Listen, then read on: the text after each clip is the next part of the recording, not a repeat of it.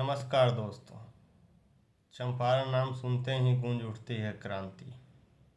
ये वो धरती है जहाँ से आग भड़की और अंग्रेजी हुकूमत की नींव हिल गई। यह एक विस्फोट था आज़ादी का। आइए देखते हैं चंपारण की कहानी।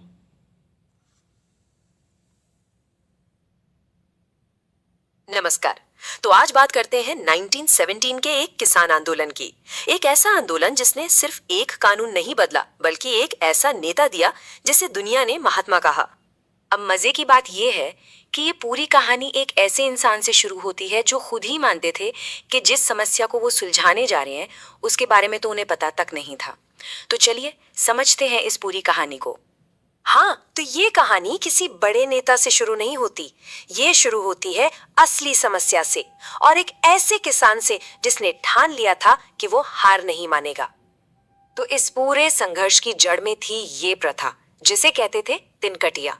मतलब ये एक कानून था जो किसानों को मजबूर करता था कि वो अपनी जमीन के एक हिस्से पर ब्रिटिश जमींदारों के लिए नील की खेती करें।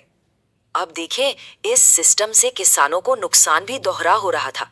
एक तो नील की खेती से उनकी जमीन पूरी तरह बंजर हो जाती थी, मतलब सालों साल उस पर कोई दूसरी फसल उग ही नहीं सकती थी। और दूसरा, उन्हें इसके बदले में जो पैसा मिलता था वो ना के बराबर था। अक्सर तो लागत भी नहीं निकलती थी। नतीजा, किसान गहरे कर्ज में डूबते चले जा रहे थे। लेकिन एक आदमी था जिसने तय कर लिया था कि बस अब बहुत हुआ। उनका नाम था राजकुमार शुक्ल। देखिए, वो कोई पढ़े लिखे या बड़े नेता नहीं थे, एक आम किसान थे, लेकिन उनकी जिद, उनकी लगन वही इतिहास बदलने वाली थी। अब शुक्लों को ये तो पता था कि अकेले वो कुछ नहीं कर पाएंगे। उन्हें एक दमदार आवाज की जरूरत थी और उनकी ये तलाश उन्हें एक ऐसे वकील तक ले गई जो अभी अभी साउथ अफ्रीका से लौटे थे, मोहनदास करमचंद गांधी। और यहाँ पर दिखता है राजकुमार शुक्ल का असली दृढ़ संकल्प। मतलब उन्होंने गांधी जी का पीछा ही नहीं छोड़ा। लखनऊ से लेके कानपुर, फिर अहमदाबाद में उनके आश्रम तक वो महीनों तक उनके पीछे लगे रहे और आखिर में कलकत्ता पहुंचकर उन्होंने गांधी जी को चंपारण आने के लिए मना ही लिया। गांधी जी ने भी बाद में खुद ये माना कि उन्हें किसी बड़ी बड़ी दलीलों ने नहीं बल्कि उस अनपढ़ सीधे सादे किसान की जिद ने कायल कर दिया था। उसकी लगन ने उन्हें जीत लिया था।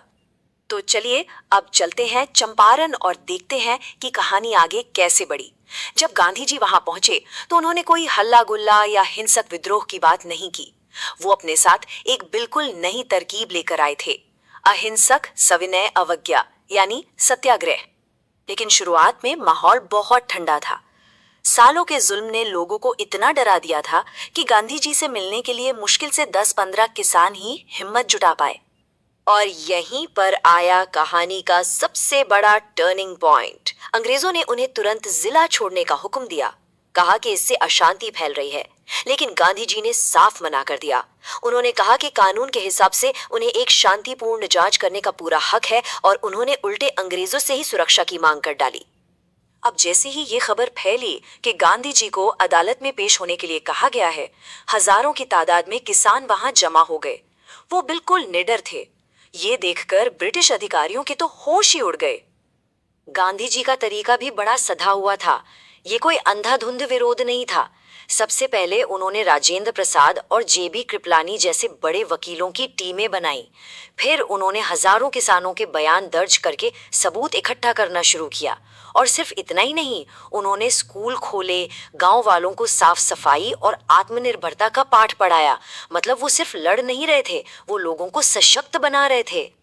तो इस सधे हुए अहिंसक आंदोलन का दबाव इतना ज्यादा बढ़ गया कि अंग्रेजी हुकूमत के लिए इसे संभालना मुश्किल हो गया। तो हुआ ये कि इतने सारे सबूत और लोगों का जबरदस्त समर्थन देखकर ब्रिटिश सरकार को आखिर झुकना ही पड़ा। उन्होंने एक जांच कमीशन बनाया और मजे की बात ये कि गांधी जी को भी उसका सदस्य बनाया गया। और जो जीत मिली वो छोटी मोटी नहीं थी। वो तिनकठिया प्रथा कानूनन खत्म कर दी गई। किसानों को नील उगाने की मजबूरी से आजादी मिल गई और ये भारत में सत्याग्रह का पहला कामयाब प्रयोग था। यहीं से राजेंद्र प्रसाद जैसे नेताओं की एक नई पीढ़ी तैयार हुई और इसी जीत के बाद रविंद्रनाथ टैगोर ने गांधी को महात्मा की उपाधि दी, एक महान आत्मा। और ये सवाल हमें वापस वहीं ले आता है जहां से ये कहानी शुरू हुई थी। क्या सच में एक अकेला जिद्दी इंसान इतिहास बदल सकता है? आज दुनिया महात्मा गांधी को याद करती है, लेकिन चंपारण की कहानी ये बताती है कि इस सब की शुरुआत एक आम किसान के उस फैसले से हुई थी जिसने बस ये ठान लिया था कि उसकी आवाज को अनसुना नहीं किया जाएगा। धन्यवाद। वीडियो पसंद आए तो वीडियो को लाइक करें, शेयर करें और चैनल को सब्सक्राइब करना ना भूलें।